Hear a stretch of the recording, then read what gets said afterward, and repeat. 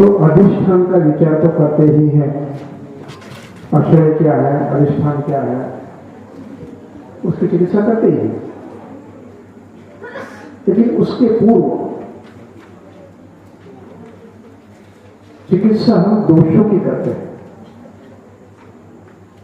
दोषों की चिकित्सा करने के बाद यदि शेष बचता है तो हम व्याधि पर क्या विचार करते ही है, करना ही चाहिए। उस समय आप नव का, उसके आवरण का और अन्य किसी स्थान का विचार निश्चित करना चाहिए, लेकिन पहले दोषों का विचार करना चाहिए। जब शुद्ध पक्षाघात होता है, शुद्ध वातज, तो वहां पर जहां कोई स्थान संप्राप्ति हुई है वहां पर या तो वृक्षादि गुणों का निर्माण होने के बाद या तो श्लेष पाने, या तो प्राकृत पित्त ने, प्राकृत श्लेष पाने, प्राकृत रस ने किंचित आवरण किया है, वो आप निकाल देंगे। उसके लिए विवेचन देना है।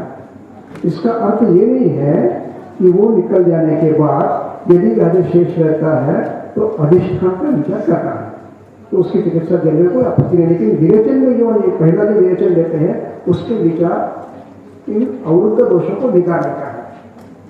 विवेचन है, आप उसके लिए विवेचन देना है तो आप दे सकते हो, उसमें कोई आपत्ति नाही सर, तसं नाही। रक्त दुष्ट है, दे सकते हो सर। त्यांचा प्रश्न असा आहे की पित्तधरा कला आणि मध्यधरा कला एक आहे, म्हणून आम्ही विवेचन देतोय असं म्हणायला काय दे सकते हो, बनकर दे सकते हो आप। ठीक ठीक कर सकते।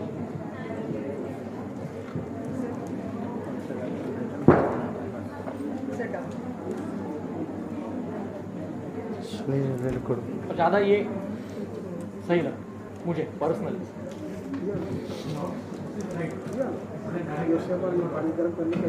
वो ऐसे ऐसा खाना नहीं।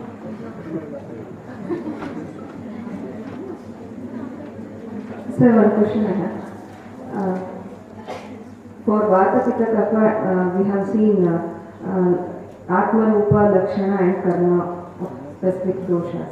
So in that they have mentioned for Vata, Sramsa, Brahmsa, Vyasa, Sangha, Veda, all those things. But whenever we think of the Vata, the first thing comes in our mind is the Shula. So Shula, the word directly is not mentioned there. So whether it is not the main Lakshana of Vata or not? नहीं, ऐसा कुछ नहीं है। Because whenever we say about Vata dosha, शूल के कितने प्रकार हैं? तोदवट शूल, भेदवट, उनके नाम है उसमें। तोद, भेद, तर्श, हर्ष, ये शूल के प्रकार। संवत्सर से शूल ही होगा, व्यास से शूल भी होगा। जो चीज ऐसी है उसका व्यास हो गया, शूल होगा कि नहीं होगा, वो अध्ययन होते हैं उसके।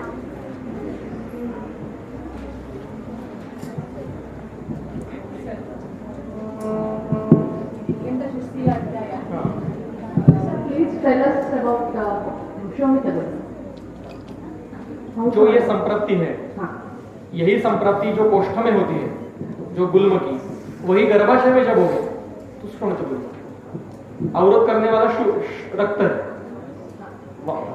स्ववात प्रकोप से गर्भाशय वृक्षादि गुण से युक्त हो जाएगा, वहां पे विकृष रक्त के परमाणु का जब संग होके गर्भाशय में काठिन्य आता है, रक्त। So then necessarily not the only molar pregnancy, all other endometritis. Yes. In the Srishya, we learned that Shoka, Upavasa, Vyayama, Ruchita, all that Vataka Vidanas can cause the Vataka Putroga. But बिना ये सब उपवास व्यायाम वो सब नहीं करता है, सिर्फ शोक से, अगर सिर्फ शोक ही प्रदान है तो क्या आश्वासन की सकता है? हाँ, इसलिए तो हमने सुबह में देखा था कि विहारेण कुपितो वायु, किम आहारेण कुपितो वायु, किम शोकेन कुपितो वायु, किम भयेन वा। तो ये शोक, ये शोक वात प्रकोप का स्व है। तो ज्वर में देखा हमने, क्रोध शोक भया वाता प्रकोप स्व है। उसको चिकित्सा आश्वासन उसके बल के ऊपर है। थोड़ा होगा तो दिल हुकुम करेगा, जाने हाँ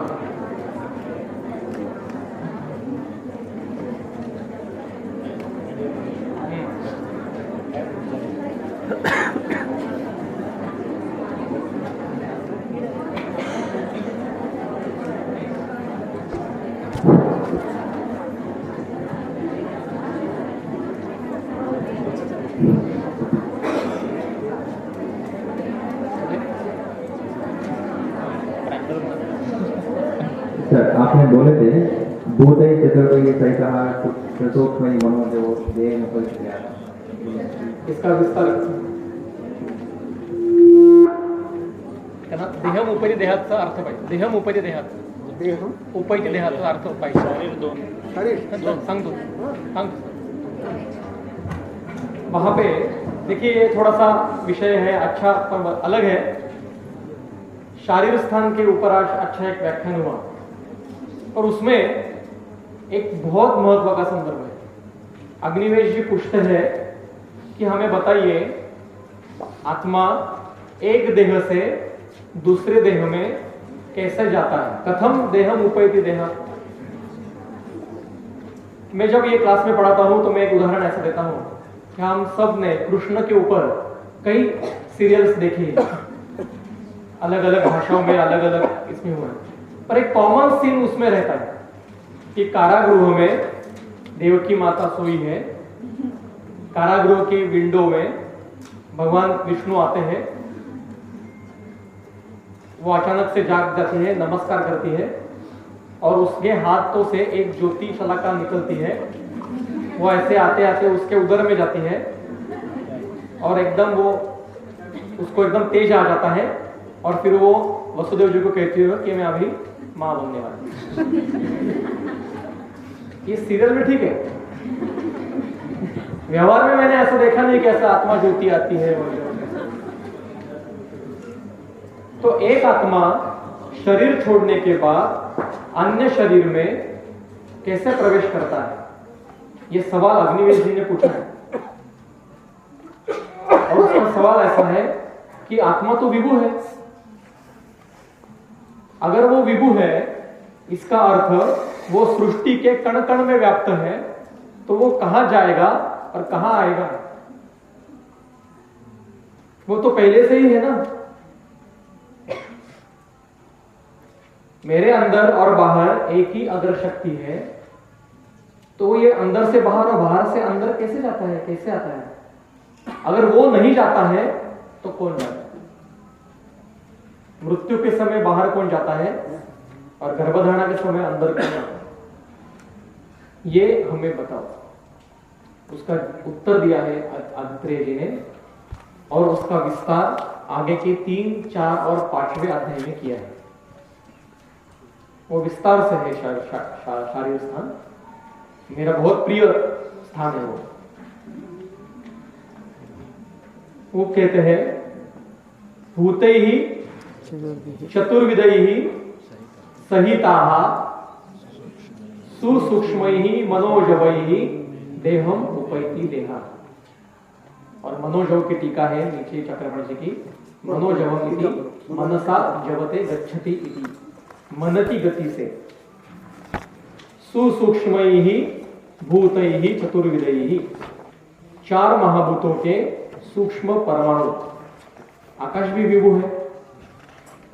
4 महाभूतों के सूक्ष्म परमाणु मन के साथ शरीर से बाहर जाते हैं और दूसरे शरीर में प्रवेश करते हैं. आत्मा तो है ही वहां. उसकी टीका देखो.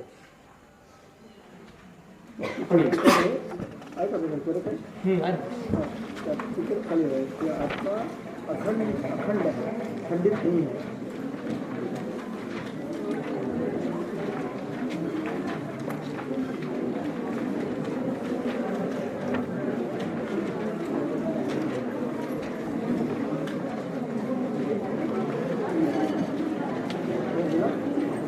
व्याकरणात्मक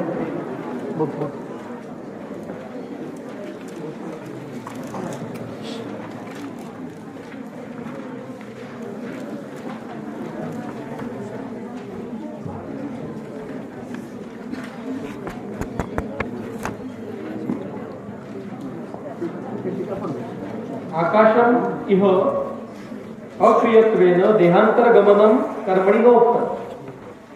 आकाश भी विभु है, इसलिए वो देहांतर गति नहीं करता।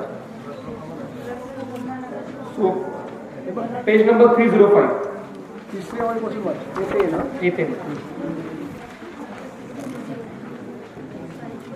पेज नंबर 305 में जो पूरी टीका है द्वितीय प्रश्न से उत्तर, उसकी मनसा जवते गच्छति इति मनोजवः एतेन च आत्मनः व्यापकस्य यद्यपि देहांतरगति नास्ति। आत्मा विभु है तो व्यापकत्व है, तो उसकी देहांतरगति नहीं होती है। तथा अपि अस्य मनोगति ही एव भूत सहिता गति शब्देन उच्यते इति दर्शितम भवति। कौन जाता है? आत्मा कहीं जाता नहीं, कहीं आता नहीं। चार महाभूतों के सूक्ष्म अंश जिनमें इस शरीर के सारे कैरेक्टर्स हैं। ये देह है, ये देह का अगर यहाँ पे पतन हो गया तो इस देह के सारे जो लक्षण है, आंखों के, बालों के, शरीर के, कलर के, और मेरे ऊपर जो जो संस्कार हुए हैं वो सारे उस सूक्ष्म देह में, सुसूक्ष्म ही, जिसको लिंग देह कहते हैं, वो मन के गति से, मनसा जवते, मन की गति से शरीर से बाहर जाता है और दूसरे शरीर में प्रवेशित करता है। वो जाने के लिए 1 साल लगता है। पूर्ण स्थिति में जाने के लिए, शरीर छोड़ने के बाद पूर्ण स्थिति में जाने के लिए 1 साल लगता है। इसका वर्णन गरुड़ पुराण में। और इसलिए मरने के बाद वर्ष श्राद्ध रहता है। हर महीने में श्राद्ध है, वो अलग अलग है, अलग अलग स्थिति का है। और फिर तस्मात् वा एतस्मात्, मतलब उसको जब जन्म लेना है या उसके कर्म से उसको जन्म लेना ही है, तो वो उसके कर्म से प्रेरित है कि कहाँ जन्म लेना है और किस स्वरूप का जन्म लेना है और कौन से कर्म से कौन से फल युक्त जन्म लेना है। तस्मात् वा एतस्मात्, वो आत्मा, उसको भी आत्मनम कहा है, पर वो आत्मनम मतलब जीवात्मा, इसका अर्थ है मन और सूक्ष्म देह, उसमें आत्मा नहीं।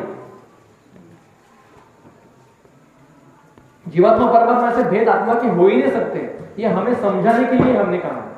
जैसे कुत्ते को पता है कि उसको कुत्ता कहते हैं, हाथी को पता है कि उसको हाथी संज्ञा है। ये संज्ञा हमने दी है कि ये हाथी है, ये कुत्ता है, ये गधा है, ये संज्ञा हमने दी है।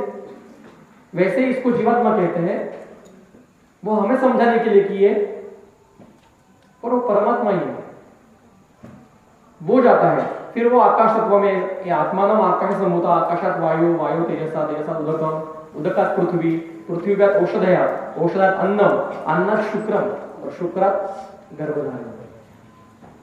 इसलिए पुत्र जन्म के बाद पिता ने कहना है कान में उसके, अंगात अंगात संभव। और चरक में एक श्लोक है, आत्मा कैसा है? शुक्रभूत परस्तु आत्मा, चौथे अध्याय में। गर्भधारणा के समय कैसे जाता है? तो वो पर जो आत्मा है वो शुक्रभूत होके जाता है। विस्तार बहुत है इस विषय का, संक्षेप में।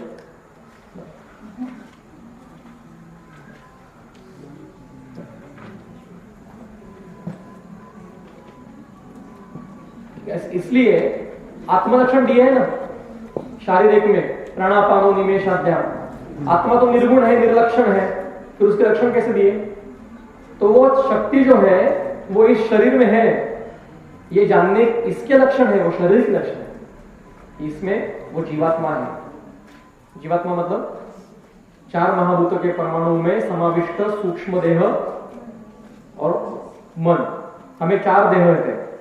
ये स्थूल देह, इसके अंदर सूक्ष्म देह, उसके अंदर कारण देह, और उसके अंदर महाकारण होते हैं।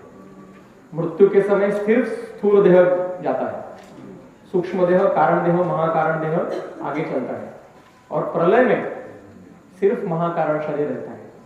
इसका वर्णन मीमांसा के अध्याय 3 के गंगाधर जी की टीका में बहुत सुंदर लिखा है।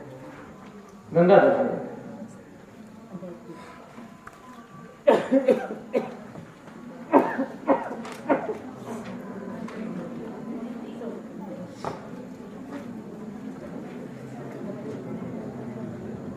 Day after tomorrow, we are ending by 2 p.m.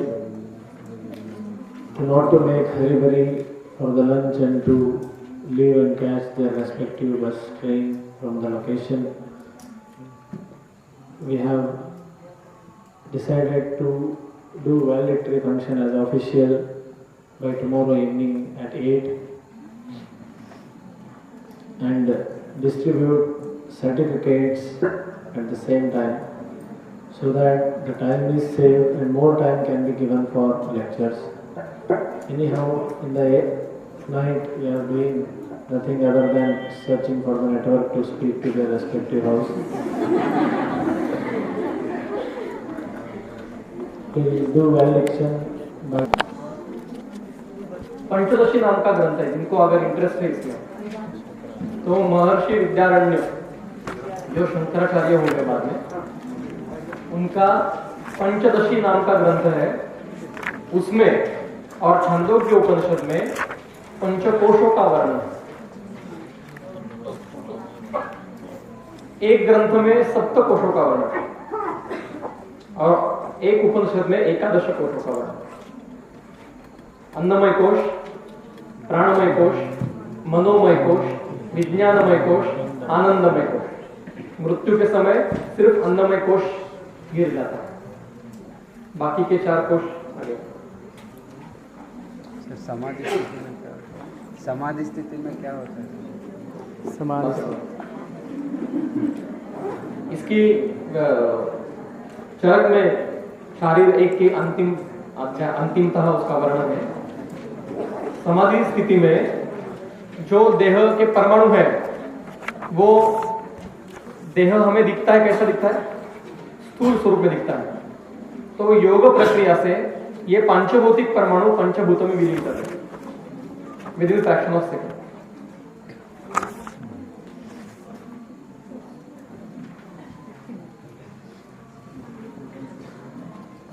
ये समझ